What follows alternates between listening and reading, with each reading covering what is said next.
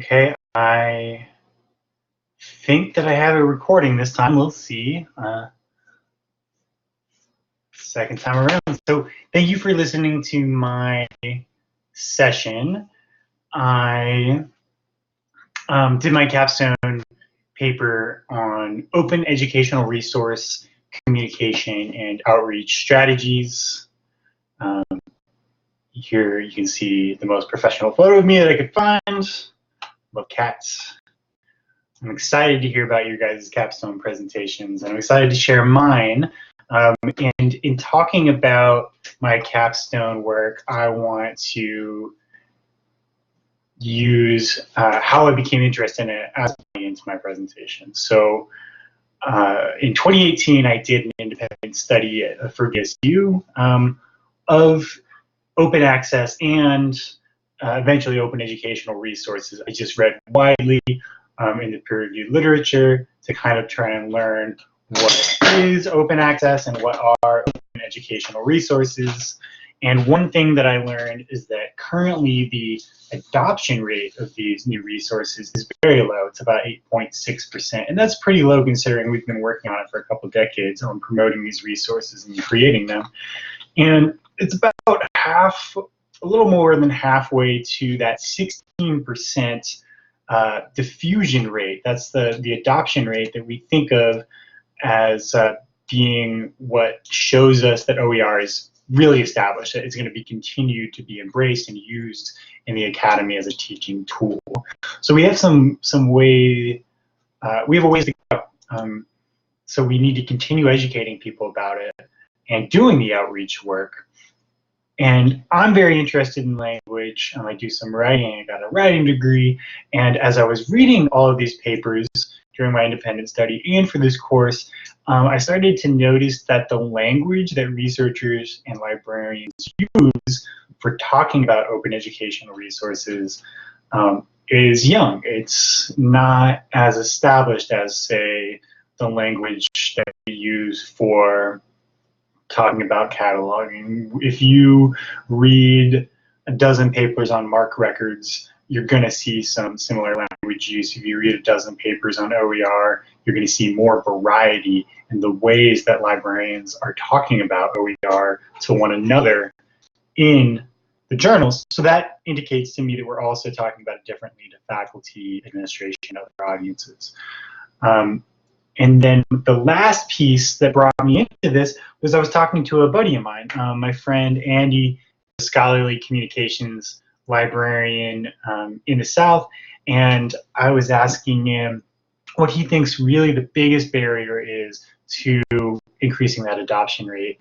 And he said very bluntly to me that he thinks it's simply an information literacy issue, in particular a tech literacy issue, and that those are things that librarians are particularly well situated to combat. We have the tools to build information literacy to help people understand new technologies and how they can help us disseminate and access information.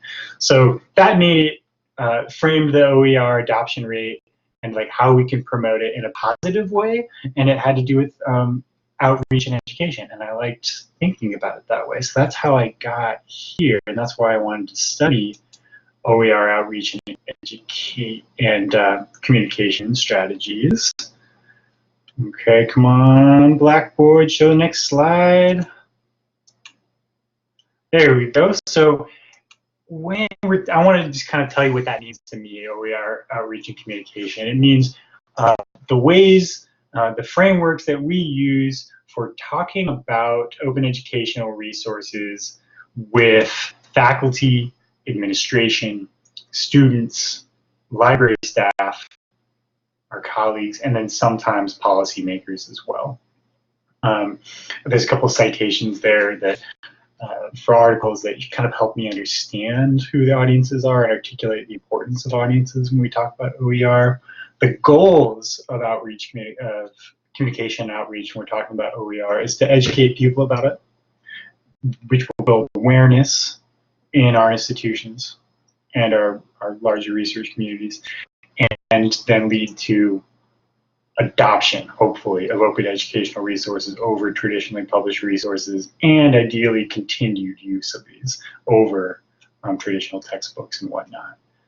That's the chain of reaction that we would like. We play a big role as librarians in that education piece. We can let people know about this emerging field, how they might participate and adopt OER in their own courses.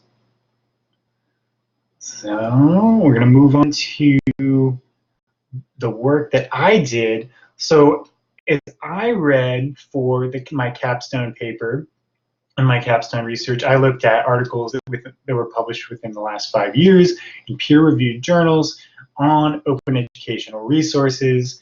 And I looked in particular at places where the researchers, mostly librarians, wrote about communication in their OER programs. And I noticed 8 strategies. I was able to identify 8 broad strategies that they were employing and that seemed like kind of emerging best practices to me. Those strategies were identify your audience, stand by for any sort of communication. Has some interesting implications in the OER world, which I'll get into a little bit later. Identify specific preferences. An earlier version of my capstone project, I called that barriers, but I realized preferences got the same idea, and that it pointed towards something we can do, something we can mold our work towards. Become an OER discovery expert. Of course, as librarians, knowing how and where to find content is a big, and find information is a really big deal. So that's a really big deal in this work as well. Utilize the existing network.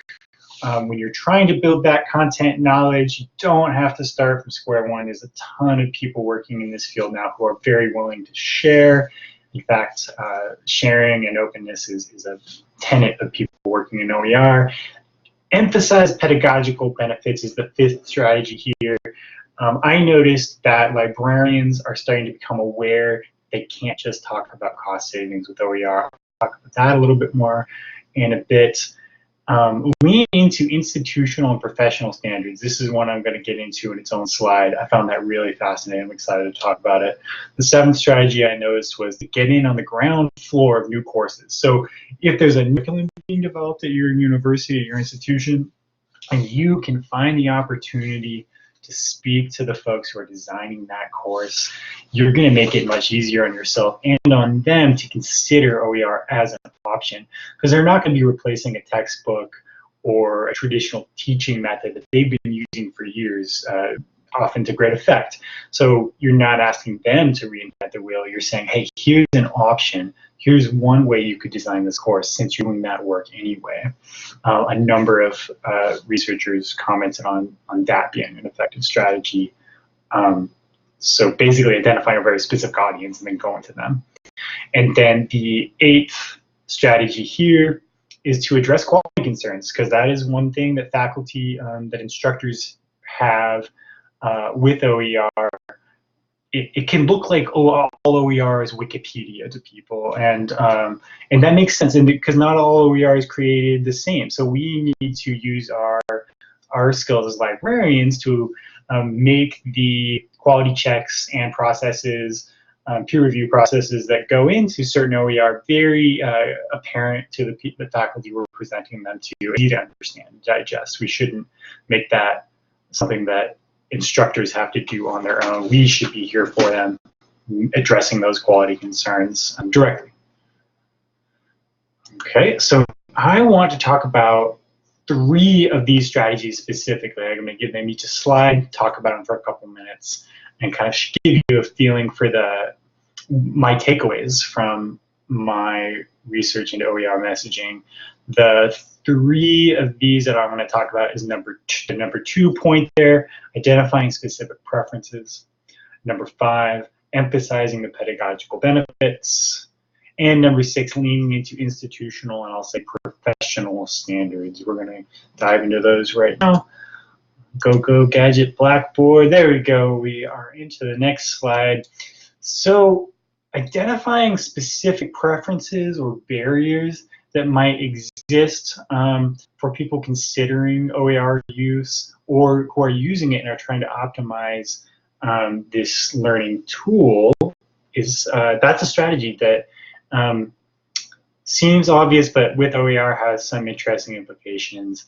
I am going to talk about the case of the University of the South Pacific. I read this amazing peer-reviewed article about a study that was system-wide across all 14 campuses in the University of the South Pacific. It's a very unique university system because they have 14 campuses in 12 different countries. So you see this photo here, I find it kind of fun. You can't read it, but Google is telling me that there's no directions between their capital and one of the campuses because I asked it for driving directions. But this shows you where the University of South Pacific is, shows you how disparate geographically their campuses are. They have open educational resources being actively used in a number of their large enrollment courses. They went out and asked students about their experiences with those OER, and they wanted to determine their preferences. They learned that nearly 90% of students using OER in their courses preferred to have audio and visual lectures and contact with their professors. So be it recorded information or live sessions, they wanted that semblance of a face-to-face interaction. Again, so it could have been recordings or live. They wanted audio and visual built into the OER that they were using for the courses. Seems very definitive. Seems like, okay, the 14 campuses across these 12 different independent nations that make up our university system want audio and visual. But in this study, they identified 2 specific campuses, there were different islands, that very distinctly did not want audio and visual content to be a part of their OER course design. They very firmly said that that was not something that helped them learn or that they wanted to see in courses. So even though it seems like that 90% statement is about a single audience, students, our students say that they want this, we can look even deeper for specific preferences in smaller groups so that when we come to them promoting OER use or trying to improve OER use, we kind of know what they want and what they need. A very interesting study. Google University, it'll give you a lot of wanderlust. In short, this strategy is be armed with an understanding of the local barriers and preferences that you might encounter when you're talking about OER with a certain population. Another strategy that I discussed in my capstone paper was emphasizing the pedagogical benefits of OER adoption and use. So it's not all about the money. When we talk about open educational resources, we often talk almost exclusively about the potential cost savings and the demonstrated cost savings to students. That is very important, and we should continue to talk about that. But we are at a point where we are risking message fatigue when it comes to the cost savings of OER, of faculty and administrators hearing the same message over and over again and really just kind of not hearing us. Wilkinson, who I cite here, talked about that risk and different ways to mitigate that. One way we can mitigate that is through promotion of open educational practices. So the risk here is we're introducing another acronym. Do we need to be doing that? This could be a branding issue, but the positives of discussing open educational practices, which include OER adoption as a very key component, is that we're now talking about open pedagogy. So making available the reasoning behind your course design so that others can emulate that or modify or comment on it. We can emphasize the open exchange of ideas that is kind of built into the process of creating and sharing OER. And we can talk about the fact that we're embracing new technologies and the use of technologies when we adopt an OER or create an OER. So instead of just talking about the product, the thing that is a collection of links or a digital textbook or some sort of interactive platform that that is OER. Those are all examples of OER. We can also talk about the importance of the creation process and how educators learn from that, how they can bring students into that process and bring colleagues into that process, and that has value in of itself. So in short, we need to not push our listeners, push our audience into a place of message fatigue with only talking about the cost savings of open educational resources. We should also be talking about the pedagogical benefits, many of which are demonstrated and documented of OER adoption and of the process. It's something that is sometimes overlooked in the literature, but that other people are starting to see is very important. So I've had a couple of chances now to spend some time doing academic work, learning about open educational resources, which has been really cool, especially doing it in a distance learning program like this, where a lot of the tools we use, at least in format, emulate what some OER would be. So that's been interesting and exciting. If I could do more study, ideally with institutional backing and working with someone experienced who has done research like this, I would like to do a systematic analysis of OER implementation case studies. So I did a mix of case studies and other kinds of scholarship on OER, but I would like to do just case studies. So they're talking about practical instances of OER promotion and adoption. And I would look at the parts of those papers, of those studies, that talk specifically about outreach and talking about OER. And I would like to do a textual analysis, like where we actually are putting the text into something that can quantify word use, phrase use, and we can say these are the ways that librarians and educators are talking about OER. That way we can help start to unify in that part of the messaging strategy. That's something I'm really interested in.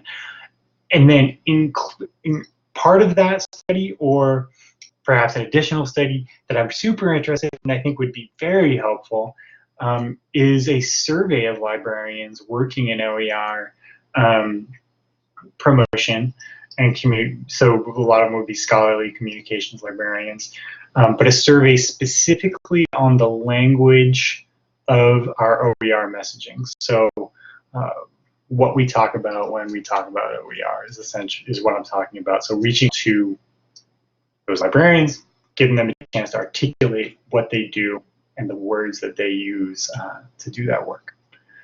That would be great. I haven't seen a study like that, exactly like that, and I would really like to have that. So that's what I want to do with it. I think it's a really exciting field. I think that the language that we are using when we talk about OER is really kind of revolutionary sometimes. People get really passionate about it.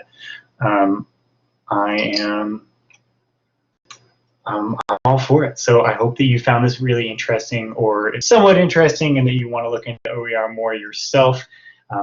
Here are the references that you saw throughout this presentation as I talked about OER messaging. It has been a delight hearing about your guys' projects, and I look forward to listening to how your capstone projects went. Thank you.